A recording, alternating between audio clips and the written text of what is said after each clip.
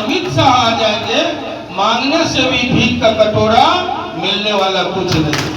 आप हमारे बड़े भाई हैं, एनडीए के बड़े भाई हैं, तब आपको सीधा चौड़ा करना होगा। शिवहर से हमारा रिश्ता आज का नहीं है। इसमें से बहुत कार्यकर्ता जब छोटे होंगे, 5 साल 10 साल के होंगे, तब आनंद मोहन यहाँ से 2 बार सांसद रहा। जीतन राम मांझी जीत के आएंगे, या गैस सिलेंडर से उपेंद्र कुशवाहा जीत के आएंगे, या हेलीकॉप्टर से चिराग पासवान जीत के आएंगे। प्रधानमंत्री नरेंद्र मोदी को ही बनना है। और जब आप खोल के बोले हैं तो मैं खोल के बोल रहा हूँ कि वैश्य को ही बनना है। मत से उतर के चले गए, क्यों चले गए? ये आपके शासन की परिणाम वो नहीं है पैमाना। जब आप कहेंगे कि वैश्य की सीट थी, कट गई, तब भी आप पूरे लोकतंत्र को लज्जित करते हैं, क्योंकि संविधान ने कोई सीट किसी व्यक्ति, किसी जाति और किसी धातु के लिए आरक्षित नहीं किया। मुझे तब ठेस पहुंचा था, इसलिए कि वहां के मुसलमान जिनके लिए हमने कुछ किया था वो सब उतर आए थे, इमामगंज, कोठी, छपरा के लोग। जब मुख्यमंत्री जी ने कहा मैडम को और मुझको कि 10 मिनट में आ सकते हैं, तो हमने कहा था 15 मिनट हमको चाहिए। मैं दौड़ के गया। ये छोटा सा अनुभव मेरा भी है। जिस दिन आप किसी चुनाव को जन आंदोलन में परिवर्तित कर देंगे, आप हार किसी सूरत पड़ नहीं सकते। सर्वे रिपोर्ट में कोई आनंद मोहन नहीं थे, जेडीयू के लोग नहीं थे, लोजपा के लोग नहीं थे। हम जीतेंगे, आप हमारे बराबर नहीं होंगे, हमारे सर पर होंगे। नीतीश जी तक से टकराने का काम किया। जिन मित्रों के मन में संदेह हो कि लवली आनंद जीतेगी या आनंद मोहन जीतेंगे, उन्हें मैं बताऊं कि जूता सिलाई से चंडी फाट तक करके यहाँ तक पहुंचे। मैं असेंबली जाना मुझे मंजूर नहीं है। बाढ़ की जीती हुई सीट को ठोकर मार दी। कोई हिम्मत हमको नहीं देखना है, आगे बढ़ जाना है, तभी लड़ाई होगी संभव। बदलाव हुआ औरंगाबाद, हमें कहा गया कि आपको औरंगाबाद जाना। जब केंद्र और राज्य में डबल इंजन की हमारी सरकार है, फुल सेटअप हमारा होता और तब चुनाव लड़ते। कार्यकर्ता ने कहा कि आपके नाम पर बिहार पीपुल्स पार्टी चल रही है, आप इसमें क्या है? तो हमने कहा था मैं इस पार्टी का सबसे बड़ा सिपाही हूं। खाली पैसे 150 से प्रधानमंत्री बना दीजिएगा। पवन जी बोलिए, लाल बाबू बोलिए। पंकज पासवान मेरे कोटे से एमएलए बनता है, ललन पासवान, ये सब बनते हैं। मैं ये गिनाने के लिए नहीं आया, लेकिन साथियों सब आए थे। पहले बताया गया कि आपको औरंगाबाद जाना है, बीजेपी ने वो सीट सरेंडर कर दी। जिला अध्यक्ष का अनादर करके चुनाव में उतरे। वो बेवकूफ होगा, मूर्खाधिराज होगा, मूर्ख भी नहीं, जो तब एक पंकज पासवान जो कहता है परिवारवाद, हमारा परिवारवाद यह है कि रेणु देवी दलित की बेटी मेरे कोटे से एमएलए बनती है। जनता के बीच, लोगों के बीच वोटर आगे है, उसके बाद कार्यकर्ता है, सबसे पीछे कैंडिडेट है। बिहार का मिजाज उसमें जुड़ा है और लेट से ही सही शिवहर का मिजाज भी उसमें जुड़ा है। अमित शाह जी का कार्यक्रम लग जाएगा, आधा विराम उसी दिन लग जाएगा। वो उनकी गलती है, गलती उनकी नहीं है जिन्होंने हमको वोट नहीं दिया। क्यों देगा वोट? बिना जाने, बिना परखे, बिना पहचाने वोट क्यों देगा? जिन मित्रों के मन में संदेह हो कि लवली आनंद जीतेगी या आनंद मोहन जीतेंगे, कार्यकर्ताओं का क्या होगा? उन्हें मैं बताऊं कि जूता सिलाई से चंडी फाट तक करके यहाँ तक पहुंचे। हमसे बड़ा कार्यकर्ता जो कोई हो, हमसे कंपटीशन करे। अभी भी 68 साल की उम्र है। कार्यकर्ताओं के सवाल पर, किसी जात के सवाल पर नहीं, बिरादरी के सवाल पर नहीं, कार्यकर्ताओं के सवाल पर लवली आनंद जेडीयू के हमारे मित्र बैठे हुए हैं, नीतीश जी तक से टकराने का काम किया। और वो बगल के बदनाहा के राम बहादुर सिंह कुशवाहा थे, तो बाबू साहब ने कोई समझे नहीं। और उन्होंने कहा कि अपने कार्यकर्ता को छोड़ के मैं असेंबली जाना मुझे मंजूर नहीं है। बाढ़ की जीती हुई सीट को ठोकर मार दी। एक एमएलए बनने के लिए, एक एमपी और एमएलसी बनने के लिए कौन कौन से पापड़ बेलने पड़ते हैं मंच पर बैठे लोग और हम मेरे जैसा लोग जानते हैं। लेकिन 1 मिनट में एक फैसला लिया और बाढ़ की जीती हुई सीट को इन्होंने तिलांजलि दे दी। इसलिए कार्यकर्ताओं अपने मन से संशय को समाप्त कर दीजिएगा। हम जीतेंगे, आप हमारे बराबर नहीं होंगे, हमारे सर पर होंगे। रही बात कि यहाँ कहा गया 5 दल के लोग, मैं देर कर रहा था, कुछ जानबूझ करके भी देर कर रहा था। मेरे मन में था कि जब देर करेंगे तो आप सब तब तक कुछ मुकाम पर आ जाएंगे, फैसले पर आ जाएंगे और हम लोग जाएंगे तो आप सुनाएंगे कि हमको कैसे चलना है। पवन के इस बात से अनुज मेरे हैं, छोटे भाई हैं, उनकी एक बात से इत्तेफाक नहीं रखा कि अब तक हम इसलिए नहीं आए कि समन्वय की बैठक नहीं हुई।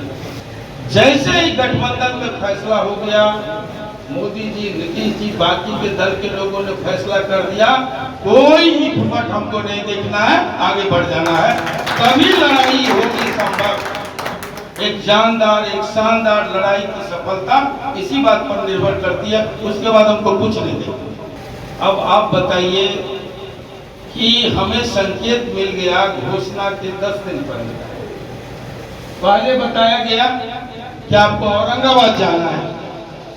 बीजेपी ने वो सीट सरेंडर कर दी, क्योंकि जो सर्वे आया, सर्वे रिपोर्ट में औरंगाबाद, सर्वे रिपोर्ट में आपका शिवहर, सर्वे रिपोर्ट में बगल के मुजफ्फरपुर, सर्वे रिपोर्ट में अन्य जगह जो भी हो, ये कैंडिडेट के खिलाफ था।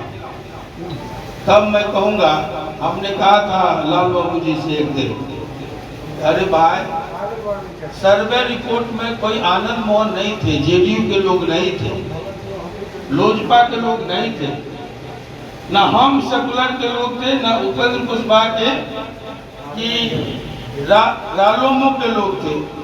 सर्वे जब बीजेपी का हो रहा था तो कार्यकर्ता आप थे, आपने बदलाव की मांग की और बदलाव हुआ औरंगाबाद।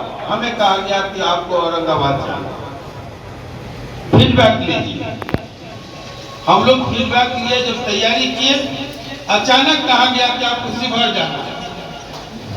हम क्यों सोचे, 3 बार से जहां सिटिंग सीट हुई बीजेपी की, वहां आनंद मोहन बेवकूफ लोग नहीं है, इतना शऊर है राजनीतिक, इतना अकल है कि वहां दिमाग नहीं लड़ा। नहीं तो 1 साल पहले मैं निकला, मैं बूथ बूथ घूम जाता, कोई उपेक्षा कार्यकर्ता जो आज कहते वो नहीं होता।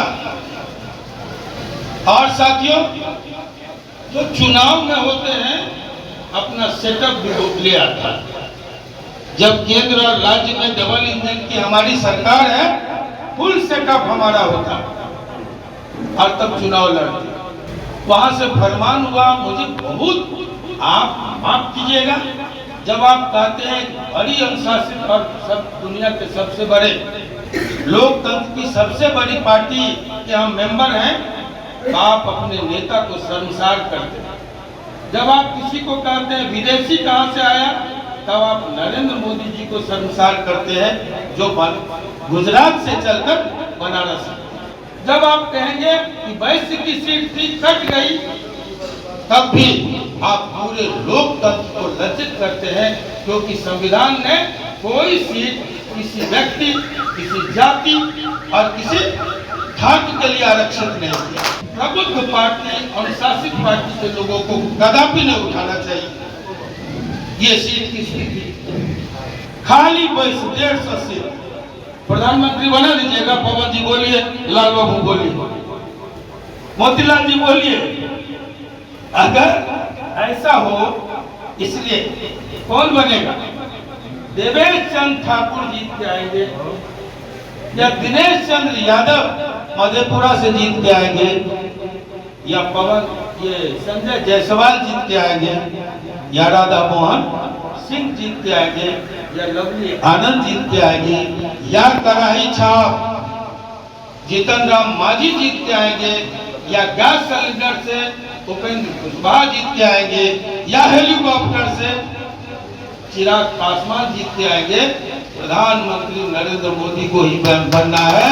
और जब आप खोल के बोले हैं तो मैं खोल के बोल रहा हूं, वैश्य को ही बनना है। इसलिए छाती चौड़ा करने की जरूरत है। और एक मैं कुछ खुल के बातें करूंगा। कल लीगा में परसों मंच का संचालन कर रहे थे बीजेपी के लोग। मंच की अध्यक्षता कर रहे थे बीजेपी के जिलाध्यक्ष और मंडल अध्यक्ष मोतीलाल जी ने कहा कि 6 मंडल अध्यक्ष मंच से उतर के चले गए। क्यों चले गए? ये आपके शासन की परिणाम वो नहीं है पैमाना। क्यों चले गए? मैं तो नीचे बैठा था। ये मेरा फैशन नहीं है, मैं लोगों को दिखाना नहीं चाहता। मैंने कहा कि मैं जब बिहार पीपुल्स पार्टी बनी, महेश्वर भाई सब जानते होंगे, सारे लोग को सारे पद दिए गए। प्रेस ने सवाल किया, कार्यकर्ता ने कहा कि आपके नाम पर बिहार पीपुल्स पार्टी चल रही है, आप इसमें क्या है? तो हमने कहा था मैं इस पार्टी का सबसे बड़ा सिपाही हूं। ये फैशन नहीं, लेकिन तब जब सारा जिम्मा आपके जिम्मा है, आप हमारे बड़े भाई हैं, एनडीए के बड़े भाई हैं, तब आपको सीधा चौड़ा करना होगा, उदार बनना होगा और सबको लेकर चलने की जिम्मेवारी आपकी होगी। मैं क्या करता? अगर मुझे घोषणा के 10 दिन पहले कहा गया कि शिवहर जाइए, मुझे तब ठेस पहुंचा था, इसलिए कि वहां के मुसलमान जिनके लिए हमने कुछ किया था वो सब उतर आए थे, इमामगंज कोठी छपरा के लोग। तब एक एक पंकज पासवान जो कहता है परिवारवाद, हमारा परिवारवाद यह है कि रेणु देवी दलित की बेटी मेरे कोटे से एमएलए बनती है, पंकज पासवान मेरे कोटे से एमएलए बनता है, ललन पासवान, ये सब बनते हैं। मैं ये गिनाने के लिए नहीं आया, लेकिन साथियों सब आए थे, सब ले जाने के लिए आए थे। 200 गाड़ियां लगी हुई थी। उस दिन 6 आदमी थे सिर्फ शिवहर के। जब मुख्यमंत्री जी ने कहा मैडम को और मुझको कि 10 मिनट में आ सकते हैं, तो हमने कहा था 15 मिनट हमको चाहिए। मैं दौड़ के गया, ये कहते हुए औरंगाबाद के लोगों को कि अभी तुरंत खुशखबरी आएगी, आप बैठेगा। और जब उधर से आया तो मुंह लटका हुआ था सबका। इसलिए नहीं कि हम शिवहर लड़ना नहीं चाहते थे, शिवहर से हमारा रिश्ता आज का नहीं है। इसमें से बहुत कार्यकर्ता जब छोटे होंगे, 5 साल 10 साल के होंगे, तब आनंद मोहन यहाँ से 2 बार सांसद रहा। और ये दुर्भाग्य मेरा है जो 2 बार जो मैं सांसद रहा तो मात्र 2.25 साल रहा। 27 महीने, 3 महीने में मैं जेल से निकल के आया था। 2 साल का कार्यकाल आज भी किसी सांसद के लिए नजीर है, पैमाना है। और जब मैं जाता हूँ व्यक्तिगत कहानियां लेकर के, एक एक व्यक्ति जब मिलते हैं मन गदगद हो जाता है। उसी तरह 2.5 वर्ष वैशाली में लवली आनंद रही। मैं कार्यकर्ताओं के संदेह को निवारण करना चाहता हूँ। जहाँ भी हम रहे, कम समय के लिए ही रहे, लेकिन वहाँ उदाहरण है, नजीर है बाकी के विधायकों पर, बाकी के सांसदों पर। इसलिए आप यकीन मानिए, जो विश्वास आने के साथ कि चलो जैसे भी हो, जो भी कारण रहा हो, एक अच्छा नेता मिला है तो इस यकीन को आनंद मोहन मरते दम तक टूटने नहीं देगा। आपके इस विश्वास पर हम खड़ा उतरने की हर संभव कोशिश करेंगे, लेकिन मेरा गुनाह नहीं। अगर किसी को अनदेखी हुई होगी, एक बात बताइए, कैंडिडेट क्या होता है? कैंडिडेट याचक होता है। याचक की हैसियत नहीं है कि वो माननीय विधायक, माननीय एमएलए या किसी जिलाध्यक्ष का अनादर करके चुनाव में उतरे। वो बेवकूफ होगा, मूर्खाधिराज होगा, मूर्ख भी नहीं, जो अपने ही गठबंधन के लोगों की अनदेखी करे। इतना अकल तो है। तब हमारी मजबूरी ये थी, आप लोग जानिए, हमको कहना इसलिए पड़ रहा है, हमारी मजबूरी ये थी कि नेतृत्व ने जब देर से फैसला लिया और कहा जाइए, मैं समझा कि एक एक आदमी से जितना हो सके मिल लेना चाहिए। और तब मैं निकला, पति पत्नी, हमने कहा रामलीला होता है हम लोग, हर एक रात में माला उठाते हैं लोग। माला उठाने वाले को रामलीला पार्टी कहता है आपकी जय, आपके माता पिता की जय। हम तो जो लोग माला उठा लेता था और कहता था मेरे यहाँ चलिए, एक बात पूछिए आप कि अगर अनादर मन में होगा तो हम ये कहते थे वहाँ के एमएलए से, वहाँ के बगल के अगर जिलाध्यक्ष है तो उनसे, या प्रखंड में कोई है तो उनसे, या पंचायत स्तर पर आपका तो पन्ना कमेटी है, बूथ कमेटी है, हम सम्मान करते हैं, आपका संगठन मजबूत है, हम कैसे अनादर कर सकते हैं? हमने कहा कि सबसे पूछिए और कहिए कि आनंद मोहन जी या लवली आनंद जी आ गए, ये पूछिए। लेकिन मेरी मजबूरी थी कि हम रुक नहीं सकते।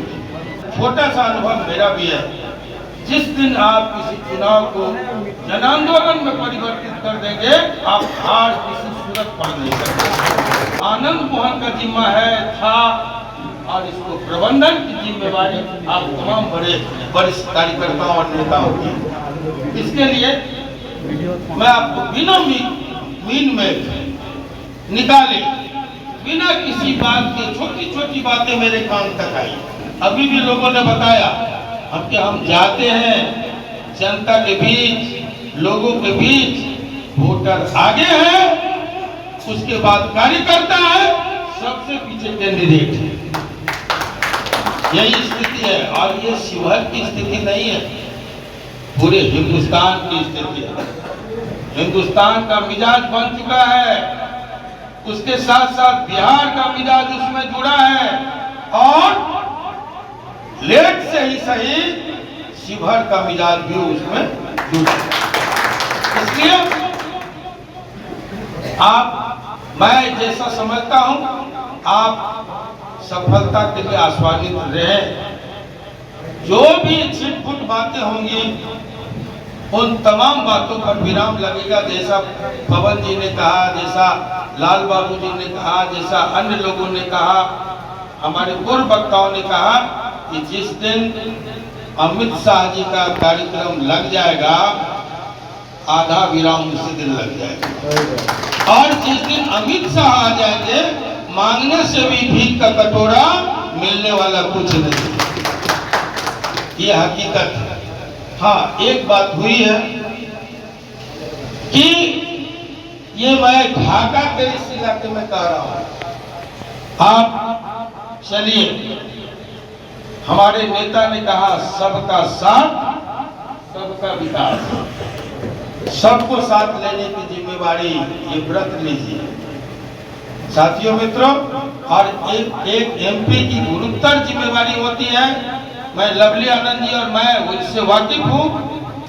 बाढ़ में लवली आनंद ने कह दिया ये वकालत खाना में कि आपने जिताया, और लोकतंत्र 49 और 51 का खेल होता है। 49 पाने वाला हार जाता है, 51 पाने वाला जीत जाता है। लेकिन एमएलए हम पूरे 100% के हैं, पूरी बाढ़ के। जिन्होंने बिना देखे बिना जाने हमको वोट किया, गलती उनकी नहीं है, वो उनकी गलती है, गलती उनकी नहीं है जिन्होंने हमको वोट नहीं दिया। क्यों देगा वोट? बिना जाने बिना परखे बिना पहचाने वोट क्यों देगा? इसलिए हम चाहेंगे कि जिसने वोट नहीं दिया वहां तक भी हम पहुंचे। बात लोकतंत्र की बड़ी ऊंची बात इन्होंने कही, लेकिन हमारे कार्यकर्ता बिगड़ गए, दिल्ली लगाने लगा। लवली जी आज आई थी, वकालत खाना में कहा कि जिसने वोट दिया वो तो गलती किया, जिसने नहीं दिया वो सही है कि बिना जांचे परखे क्यों देंगे वोट। तो ये तो हम लोग आहत हैं, हमने उनको समझाया, हम आए। साथियों मित्रों, आज एक बात महेश्वर भाई ने कहा, हाँ एक बात उनको थोड़ा सा आपको बुरा लगा, ये सब पार्टी के गाल पर तमाचा मार के आए हैं। तो लेकिन एक बात इन्होंने जो कहा वो जयप्रकाश नारायण के बाद मैं समझता हूँ महेश्वर भाई ने कहा, मैं बोला नहीं रहा हूँ इसलिए कि वोट लेना है महेश्वर भाई, यही सच। साथियों, जेपी ने कहा पार्टीलेस डेमोक्रेसी।